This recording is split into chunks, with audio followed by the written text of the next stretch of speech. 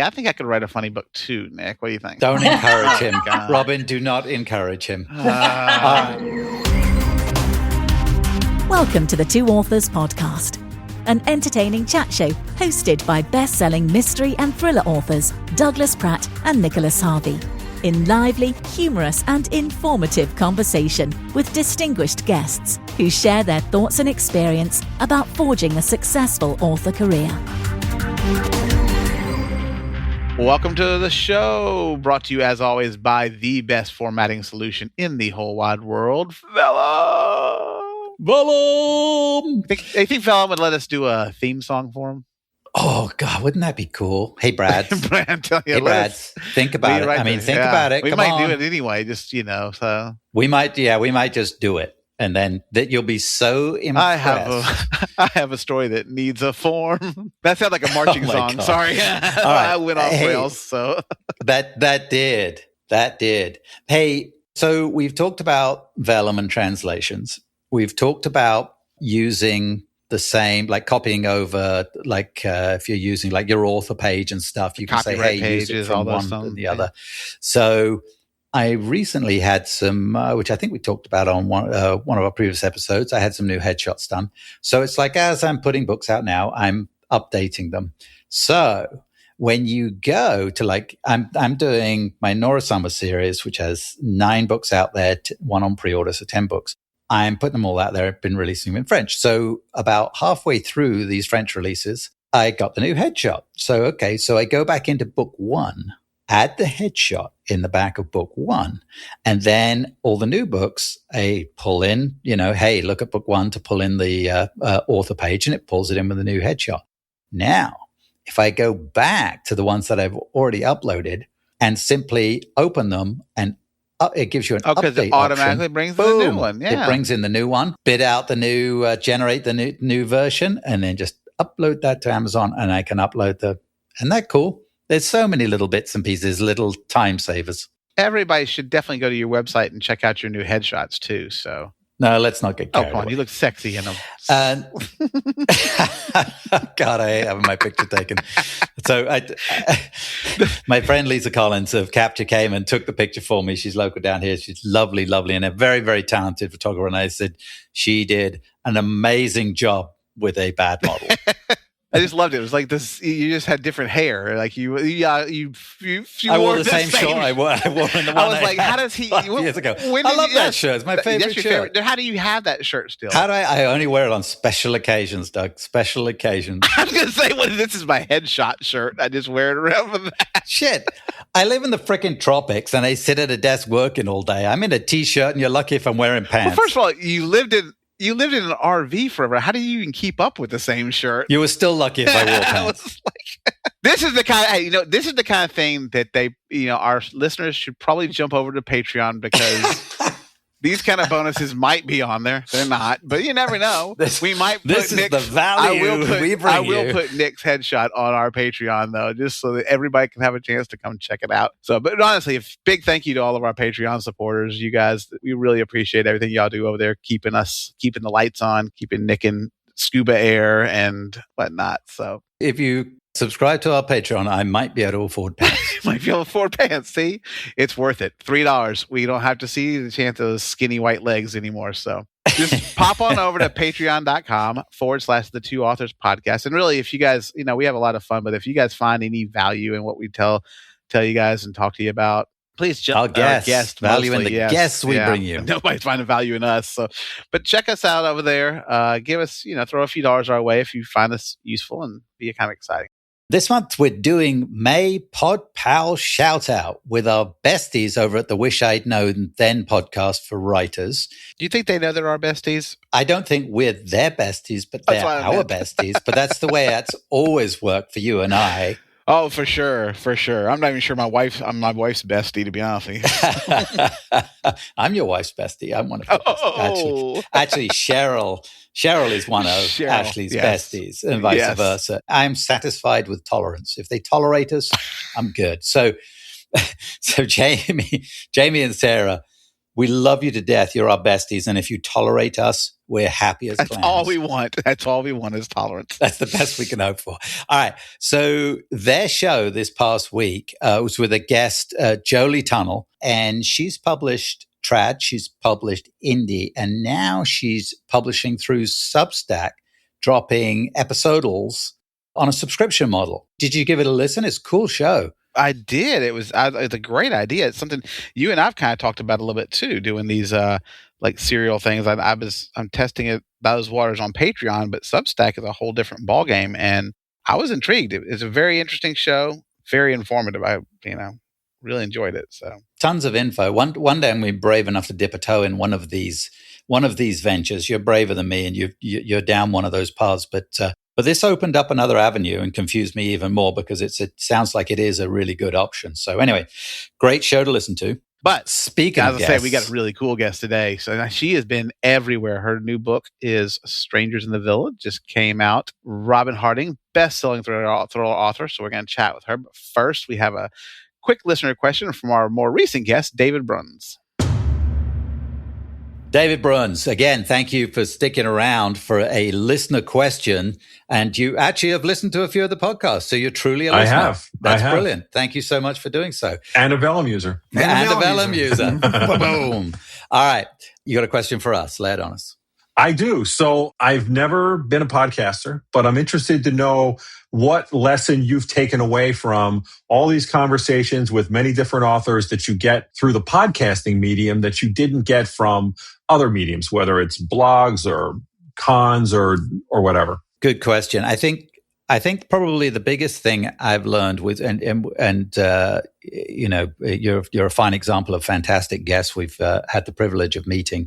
Is we've talked to lots of authors and lots of industry people about various ways of going about this author business. And the biggest thing I've learned is there is no one way. There's an overriding, Amen.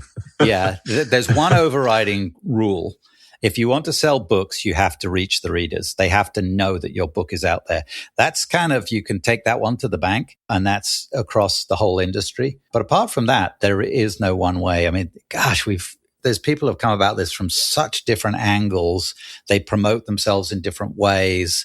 They're developing income streams in different ways beyond just selling books on a platform. So I think that's the biggest lesson is be open-minded, because there's lots of ways of doing this. Be willing to fail fast. Fail fast is a great term. I think that it's one of those catchy terms, and I normally hate those catchy terms, but it actually is pretty good. Also, like, scheduling across time zones sucks. That's the other thing. That's another thing you learn. Yeah, you definitely learn that, especially when you're in one time zone, scheduling something that's in two different time zones and not in the time zone you're going to be in, with a time change that only half the world does. Or when you're in a completely different day than your co-host. So that was I was in New Zealand and Australia for the last quarter of last year, and so it got complicated. So there's a website called Meeting Planner where you can put in your date and time. Oh, no, yeah, we use that all day long. I wore it out. Yeah, because I used to schedule things across time zones for when I was in sales, because I worked primarily in Asia. And yeah, it was, you sort of look at those, you're like, there are no good options here. Somebody's sleep is going to get interrupted. Yeah, we do a window, and it would be like really early in the morning for me, and then really late in the evening for our English guests. Exactly. Yeah, if we had anybody in Europe, then it would be late for them, middle of the day for me, and Nick would be getting up at like 4 a.m. to record. So yeah, I was doing some at 5 a.m, but that's okay. So he'd already been up for 3 hours, so it didn't matter. So all right, great question, David. Thanks again for joining us. We appreciate it. Thank you for having me. Welcome to the show, Robyn. It's so great to have you here today. Thank you so much, you guys. It's so nice to be here. Why don't you just kind of get started? Tell us a little bit about how you kind of got started in writing, how long you've been published, just a little Cliff Notes version of your history. God, it was so long ago, I barely remember. My first novel was published in 2004. What a different time that was, even the whole submission process was by snail mail, your self-addressed stamped envelopes for your rejection letter to get mailed back to you. Yes. You go to the go to the mailbox and see your hopeful handwriting and know that inside is a rejection letter. So yeah, I wrote my first novel. I guess it published in 2004, probably finished it a year and a half before that. And very different from what I write now. My first novel was called The Journal of Mortifying Moments. And it was I love the title. That's a great title. Cute. And this was back in the Bridget Jones's Diary, Confessions of a Shopaholic, the chick lit era, as they called it. I just thought, I could write something funny. And I had so much fun writing that book. And surprisingly, I managed to get it published. And I stayed in that genre for, I think, 6 more novels. Took a little break to do screenwriting for a few years, I don't know, 5-6 years, focused on that. And then when I decided to come back to publishing, I realized that my taste as a reader had changed, and I was really drawn to the dark stuff. And I wondered, could I write it? I felt like, oh God, what's it like to actually dive into these mysteries and murders and crime? And I thought it might be really depressing. And then I realized it's really a ton of fun. So you went from like, I write this, lighthearted, like, chick lit, funny stuff. And then you're like, no, but killing people sounds like more fun. So. Yeah, I love it, and I'm like, I've been married for a really long time, and my husband would tell you I'm the least romantic person in the world. So I always struggle to get the romance into these sort of rom-coms.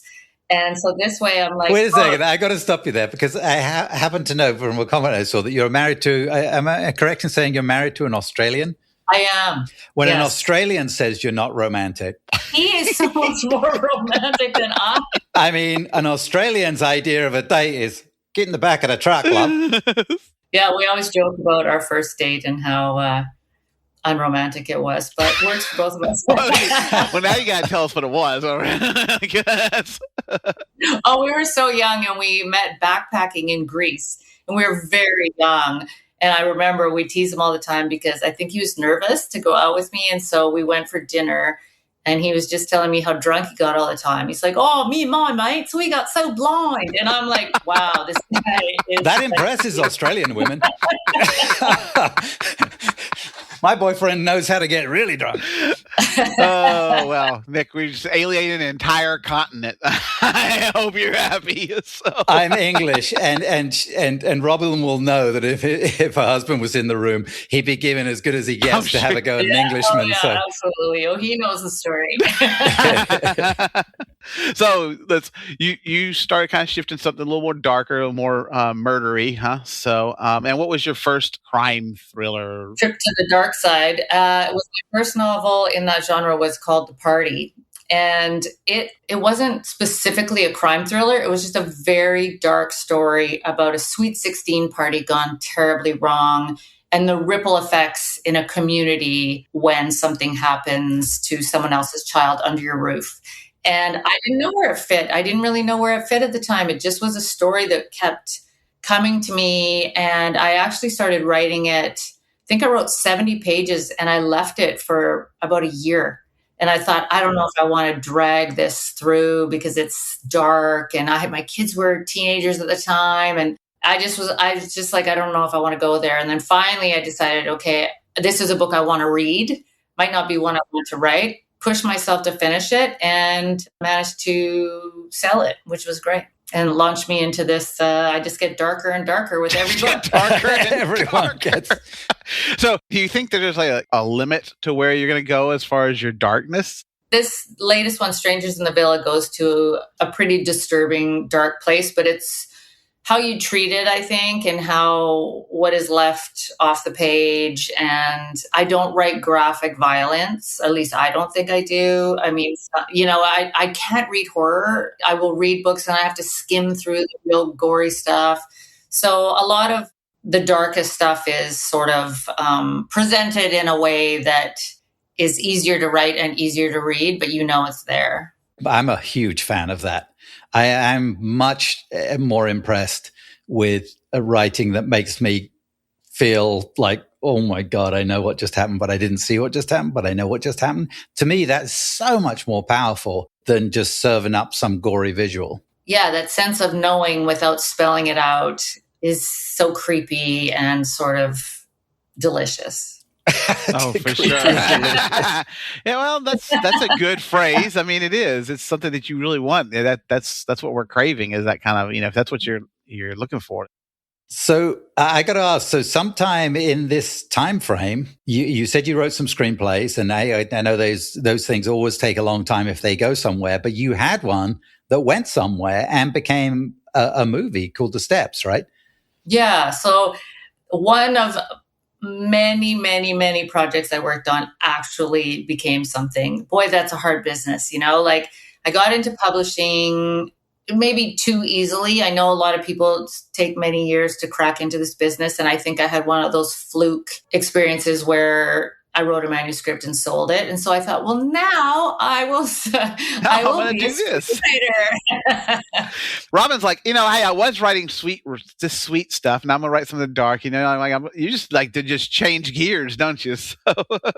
Yeah. But I'd had a bunch of books options. So I thought, well, I'll try screenwriting. And what a tough business. Like, it's just virtually impossible to get stuff done. I mean, people do, but it's so hard. Anyway, I did get one film made that was very satisfying in a lot of ways, and I learned so much.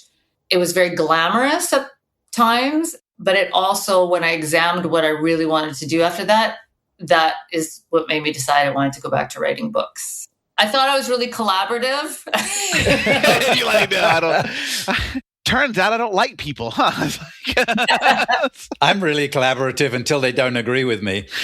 It's just so different, when you write a book, you have one editor whose only job is to make that book as good as possible. And when you write a screenplay, you have producers and directors and actors and editors and layers of people who all have their own agendas with it, and so it's really different. It's a really different experience. Everyone I've been around the edges of Hollywood stuff, and especially when I lived in California and some various things, but everyone likes to touch a project. Like, they've got to, it seems like everybody involved has to go, oh yeah, that was, I did that, or I changed that. And they just change shit for the sake of changing shit. And it keeps getting bounced and prodded around, not for the betterment of the project most of the time, it seems. Yeah, it is frustrating at times. I remember a project, I think it was a book adaptation, actually, and the producers were like, well, I got my hair done on the weekend, and my hairdresser says that this script should go this way. And my mom thought, and I was like, wow, does everybody get to... Everybody gets to, yeah. I used to work for that guy, yeah. So you've had you spent a lot of years working in that as well as in publishing as well. So how did all of that background shape kind of the way you approached your writing career when you came back from screenwriting? Oh, it was so helpful. I got to say, for thrillers, having a screenwriting background was huge.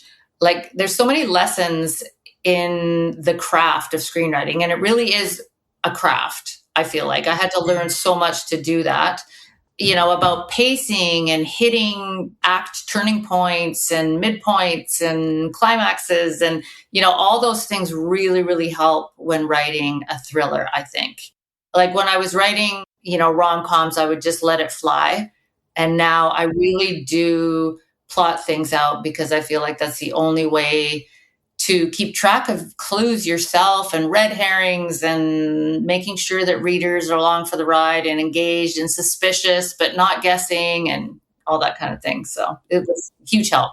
You do have pretty heavy, strong tension, a lot of pacing and stuff. So what is your process for structuring that? I mean, are you full on outlining it? Do you have a big board that has all your stuff on it that you're like, oh, I got to tie this to this? I mean, how do you keep the suspense going, I guess, is really the...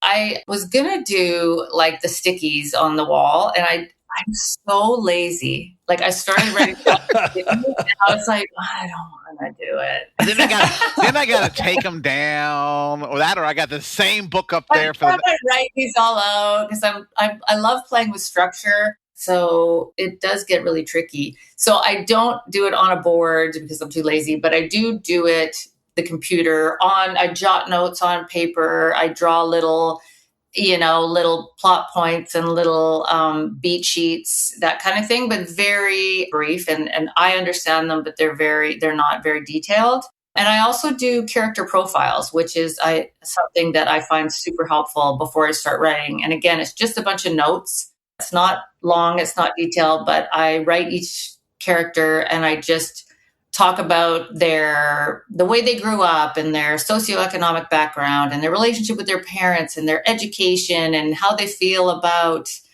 where they stand in the world and what their issues to overcome are. And so it's super helpful then when you're dragging them through this super tense, messy, dangerous plot to understand how they might react. How much of that doesn't make it to your page? Like how much of that character profile you're like, okay, I've done this, but then you're like, well, this is the person, but I'm not necessarily going to tell everybody this is the person. That's just how in my brain this person works.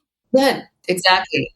Sometimes it comes in there and sometimes almost none of it does, but it also informs who they are. And so that then it makes sense when you're writing, if you know them and you have them in your head with like, okay, this is a person who grew up very low income with a single mother and they had, this issue. And then when they're put into your current day plot, you're like, well, of course, this is how they would act. Are you visual? Do you find pictures of those, the characters? Do you form a picture of them in your mind? No, I don't do that. And I just kind of examined this on a panel with some other authors a couple of years ago. And I thought it was really fun and interesting we were talking about how we write. Do we hear words? Do we see the characters? And for me, it's like I'm in a movie. I'm an actor inside the skin of that character and I'm in it. So I'm looking through their eyes. I can't see them, but I am in their body moving through the scene. So I remember someone on the panel was like, yeah, and I bet if someone watched you, they would see that your posture changes as your point of view shifts. So if you're writing, a small, fearful character or a really tough, brave character, you kind of change how you do it. Never checked that. That'd be interesting. Yeah. So I do think that way too. Like I usually try to think of it from the perspective of whoever the protagonist of the page, that particular page is. Yeah. So yeah, I think it's similar. Yeah, and they feel what they're feeling, and I really try to like put myself in it as if I'm in the scene and I'm experiencing it and what that character's feeling. And that's cool. I'm super visual, so it all sort of happens right in front of me. When it all goes to shit, you get to get up out of your chair and go get a cup of coffee and go, I survived that. But what was interesting? It wasn't until I started doing audiobooks that I heard my characters. I sort of had this I heard their voice, the rhythm of their speech and stuff. But when I first started doing audiobooks and my narrator, I started working with a narrator on how to do the voices and stuff. And she actually did my original series. She did my main protagonist, her voice different to how I'd thought it would be, because I hadn't really formed it. And she started doing it. And then that's it. It clicked. And now I hear her speak in the way my narrator does her voice and several of the characters. It was interesting. Yeah. And, audio is such a big market now. And I'm starting to think more about it, like certain devices you might want to use in a book. You're like, that wouldn't work in audio. Yeah. You do have to be aware of that. It changes too, the way you think when you're writing. And what voices your narrator is really good at doing. And, I'm not going to give them a Romanian because they don't do it. That's true. Yeah, you're like, yeah. So they always let me choose between a couple of narrators. And this, in Strangers in the Villa, I don't know if you guys know this, but, it's this couple who are their marriage is rocked by infidelity. They're living in this remote villa. And these two Australian tourists break down outside and knock on the door and they need help. And so we had to get an Australian accent for this. And despite being married to one for so long, mine is so bad. And anyway, they played these samples for me, and the one narrator said that I really liked, Catherine Luttrell is her name, and she does the audiobook, and she said, hi, my name's Bianca. And I was like, it's really good, but Australians actually say Bianca, because that's what my husband says. And well, she actually is Australian doing an American accent. Oh, no way. the Australian accent was really her, and the rest of it was an American accent. And I was like, okay, we'll go for it then. She's like, I don't know about your husband, but he's wrong. So, Your husband's got too much Canadian in him now. Western Australia, they probably have their own dialect. It's probably true. I'm mid-Atlantic. I lived in the States for so long, longer than I lived in the UK. So my accent's completely mid-Atlantic, muddy, and in a big mess. And sometimes I'm like, now wait, is that the way we English say it? Or is that the way, how did I just say that? You still sound very British. He does, but you guys put him next to. We were at BoucherCon a couple of years ago, and Mick Herron was there, and we was talking, and I leaned over to Nick and go, "He sounds a lot more British than you do." So, oh, I bet that's it. Yeah, he's still practicing. He's still practicing. Okay, so let's talk about a little more crafty stuff here. So, what do you think's the hardest part of writing a psychological thriller? Like the plotting of it, the pacing of it, the characters, the realism? I think the hardest part is satisfying these very sophisticated readers who really read this genre like they are so smart and so savvy. Everybody wants the twist, and twists are great, but they have to be earned and have to make sense for the story. And it can really be very hard. It can be really very hard. Like, I don't know. I have one novel, The Drowning Woman, that has like a really, really good twist. And I am forever trying to get that twist again. Yeah. And I'm like, oh, and all I hear on social media is like, oh, the twist and The Drowning Woman. It's a little bit like it's like when you find that one burger somewhere and you're like, that's the best burger, and you just try to repeat it, and you can always like, it's like always so close, but it's not quite there. Yeah. But make it different still. And, yeah. So I feel like trying to satisfy the readers in the twist department, but make it really still a good, grounded story is probably the biggest challenge. I think sometimes the best twists that happen are not the ones you planned, are the ones that happen. You're 3/4 of the way through the book and you know what's going to go on till the end of this book. And then you're like, but wait, hang on a sec. What if this happened instead? That's exactly what happened in The Drowning Woman. I had it all planned out, and then I ended a chapter and I'm like, no, I'm going to do something different here. And I had to replot the whole rest of the book, but it really paid off because I do that almost every book I have. I get halfway through the plot and I go, ooh, this is a better idea. And it may or may not be, but then I still have to replot the whole book because I'm like, oh, that's... Now you got to go put the breadcrumbs in. Yeah, you have to go back through and drop all the breadcrumbs all the way through up to that point. Even worse, the one I'm working on now, I had it all plotted out and I was writing it. And I was like, oh, wait a minute. This one little side character could actually be a whole different point of view, and I could throw it in there. And I was like, now I got to add a whole other point of view. And then I get to this point where I'm almost through with the book, and then I'm crap. Now I got to close out that point of view, and I didn't plan it to begin with, so it wasn't in my original outline. But yeah, it's fun stuff. I don't know, but so do you think that obviously you do a lot of like the flawed protagonist? Do you think readers are drawn to that? It's kind of that darker thing. Is that what they're called to, or is it more of something else that they really like about it? I feel, unfortunately, like not really. I get a lot of feedback that my characters are unlikable, even the ones I like. Even the ones I'm like, what's wrong with her? I thought she was really nice. I liked her. My defense is that, we're inside these characters' heads as they go through the worst moment of their lives, the biggest trauma, the heaviest drama, and we can hear every thought and every feeling. And I'm like, would any of us be likable if everyone had access to our thoughts when we're going through hell, And the worst time of your life. That's not when you want to be judged, right? Well, but I personally love reading, very flawed characters and very complex characters. And that is what I like as a reader. And that is what keeps me interested as a writer too. I like really complicated people who are a little bit good, a little bit bad. Because I think that little bit of gray kind of keeps us interested because we're all, nobody's perfect anyway. So it's like there's a little bit of gray for everyone. So it's so much more realistic. Yeah, I feel like I am really drawn to flawed characters. They just have to have. I'm also on the side of the fence where I have to have someone to root for in what we're watching. There has to be someone. You don't have to love them. You have to be interested in what happens to them. I always say I just have to be interested. Yeah, and I think there's so many shows that we watch nowadays that I find I don't care what happens to anybody that I've seen so far in They this. could And all I'm die, like, and I don't care. I'm not. So that's it. I'm moving on. I'm watching something else. Robyn, do you ever like when you're creating antagonists to kind of walk this tightrope of how do you make them feel believable as far as being a little bit dark but not pure villainous? You know what I'm saying? Like, Yeah, Not the Scooby-Doo not villain. the Scooby-Doo villain. Well, not the Scooby-Doo villain, but also to have a little bit. It's not just pure. The villain. There's a little bit of there's a reason why they're the bad person. Yeah, and I think that's where the character profiles come in, because I always say I feel like my books are less who done it and more a why done it. And so if you give them some depth and complexity, the antagonist, and then you understand why they're doing it, and sometimes they have convinced themselves they're doing nothing wrong, right? You can have a villain who's like, no, I'm a good person, right?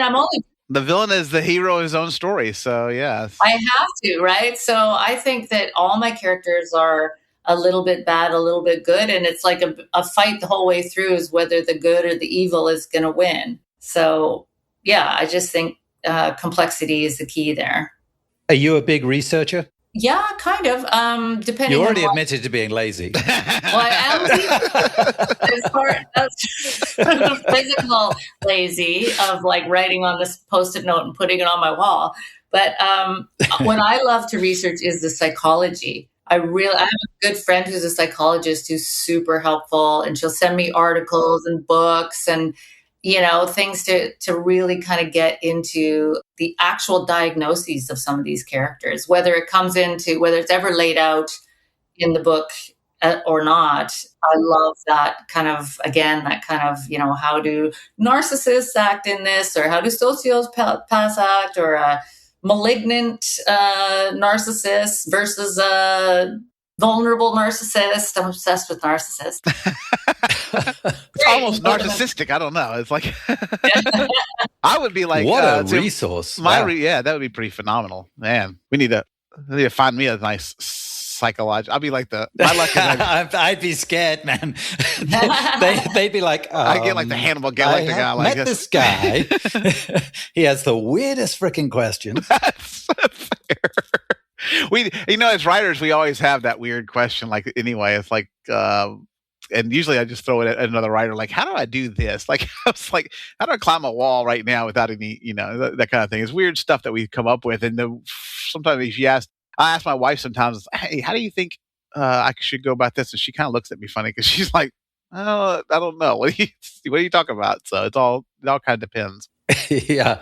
You can't, Doug. That's how you go about it. You can't. She's like, that's just stupid. So, I don't know. All I know is like I was wondering if some of the research you did involved getting a villa in Italy for a little bit to write the book, because I would be like, tell my wife, hey, we could write a book set in Italy and just move there for a little bit. I know. Well, if I was more forward thinking, so we went to Spain on a trip, my husband's birthday, and we met a bunch of his Aussie friends. They flew from Australia, and we all met in Spain. And we were having this great vacation, and they had a friend who had done just what the couple in my book had done, minus all the murder. Boring. They just had a regular old holiday. They went to Italy for a villa. That was it. So no murder.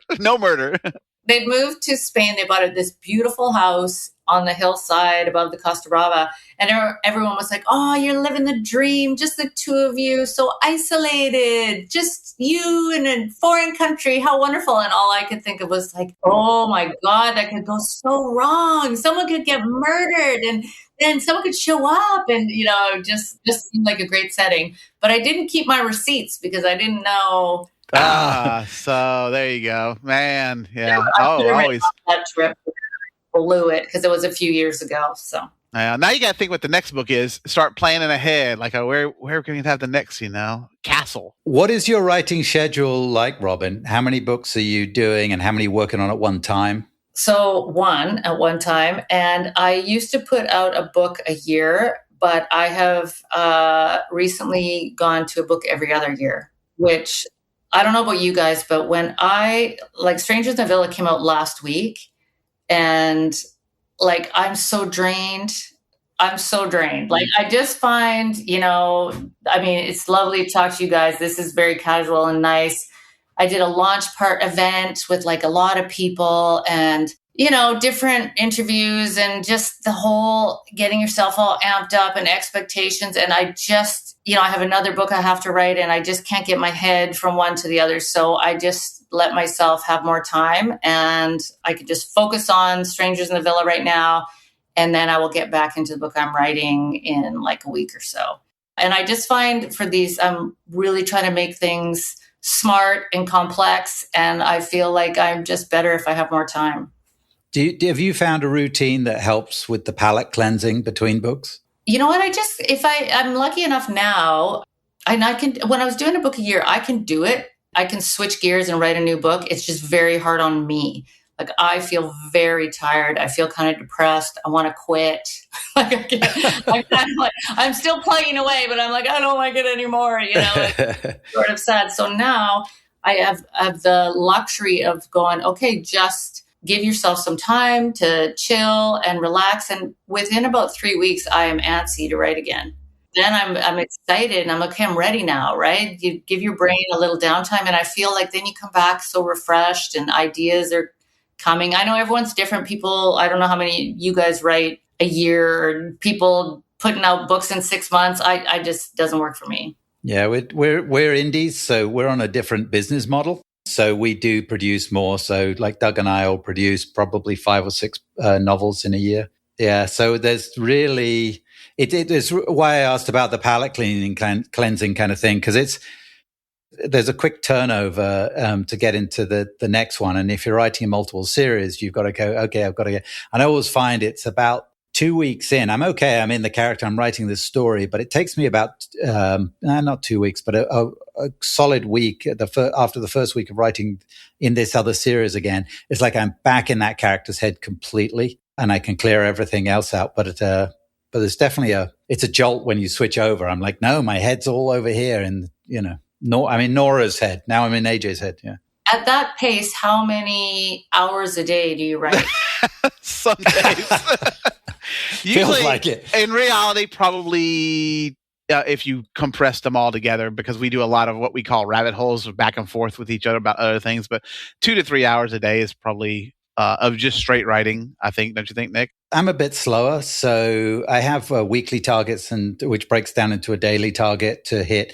And it's all backed up by pre-orders. And obviously, you know, you have deadlines the same as everyone else, just longer span. But I have a deadline because that's when the editor's lined up.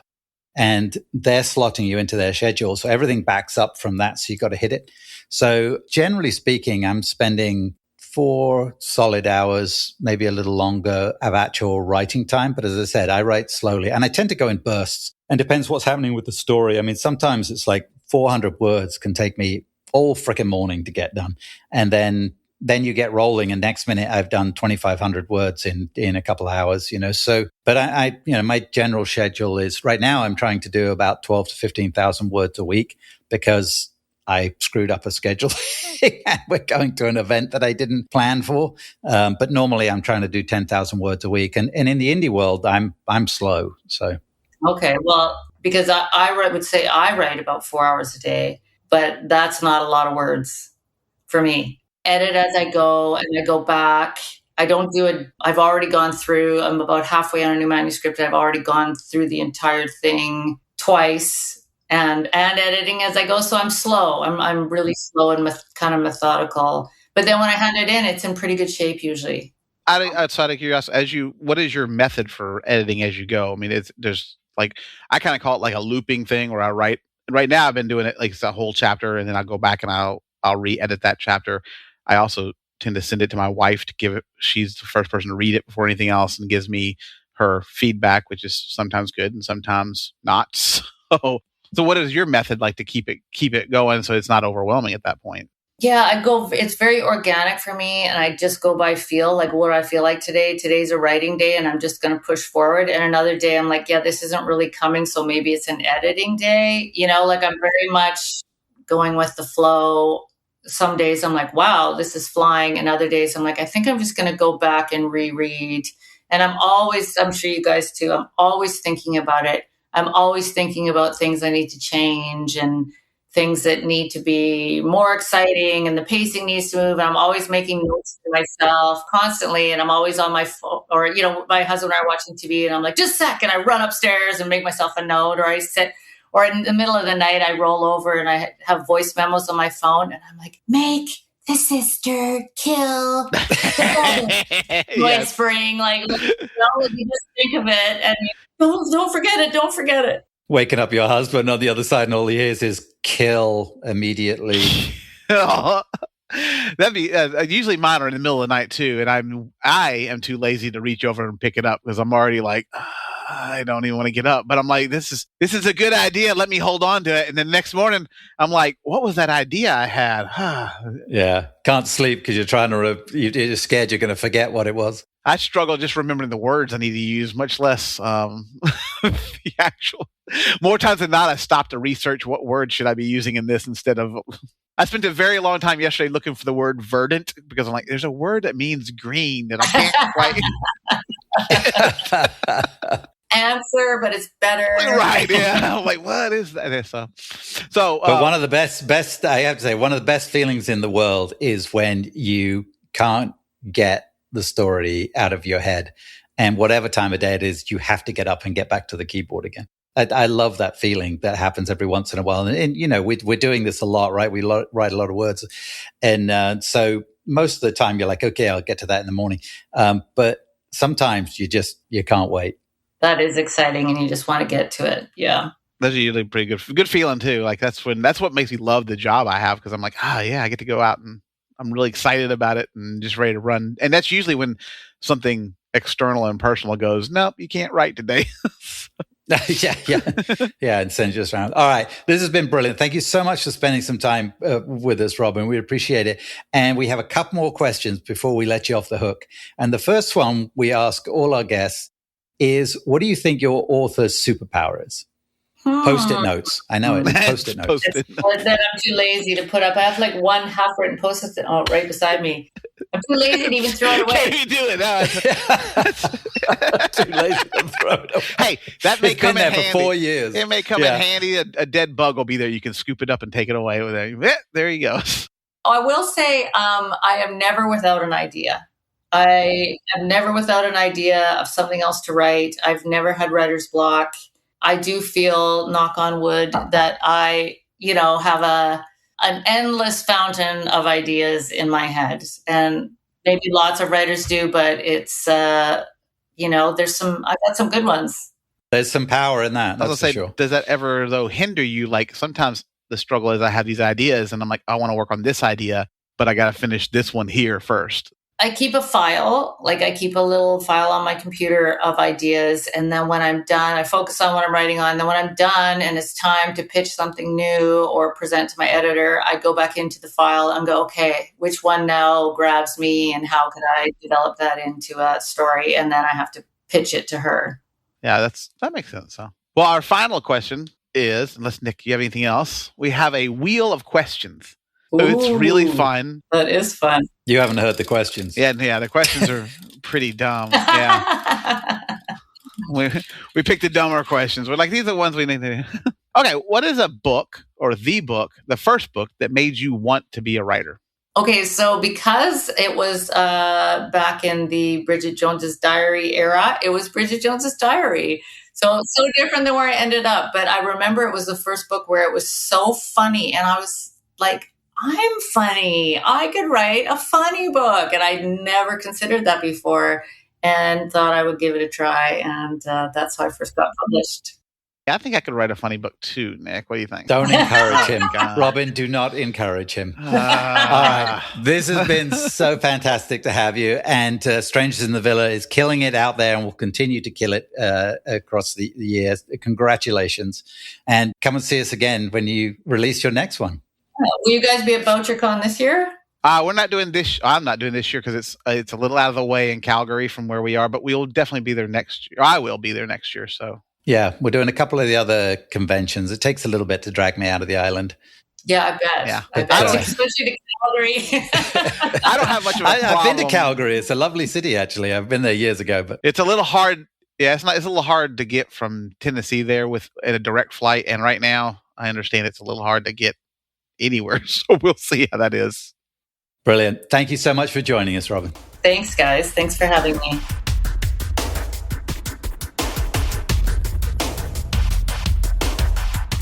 Thank you, Robyn. So awesome having her. She was quite entertaining, lovely. So that deserved to be hanging around the likes of us. So, but man. No kidding. She was slumming it with us. But I really enjoyed some of the things she had to say about building the characters and the stories. And the fact that she's has a psychologist friend who's helping her keep. I mean, that's great. I've thought about doing something similar like that. I don't have any psychologist friends who wouldn't throw me into a padded cell, but overall, I still think the idea of digging into the whys of everything is pretty impressive. Yeah.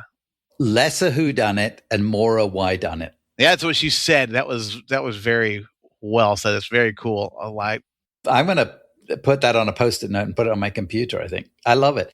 That's probably a good idea. It really is good, especially for thrillers and especially psychological thrillers, is what's the reasoning. And I love the fact she does those character cards.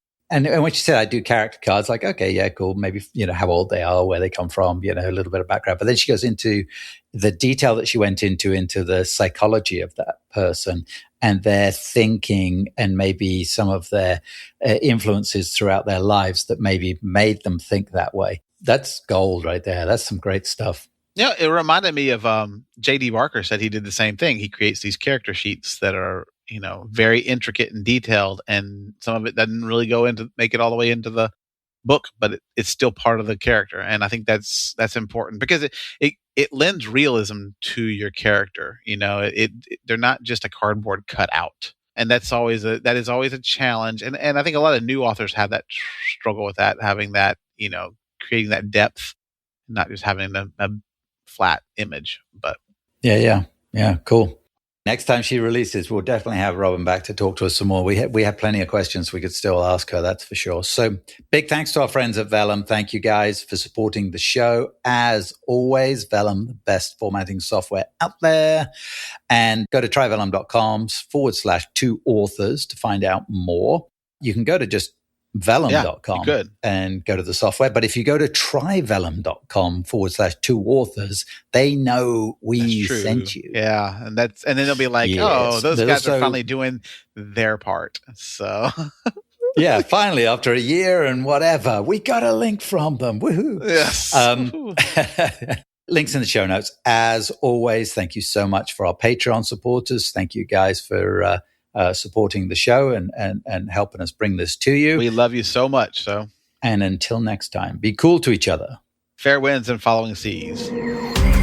You've been listening to the Two Authors Podcast with Nicholas Harvey and Douglas Pratt. Subscribe on your favorite platform for new shows coming every week.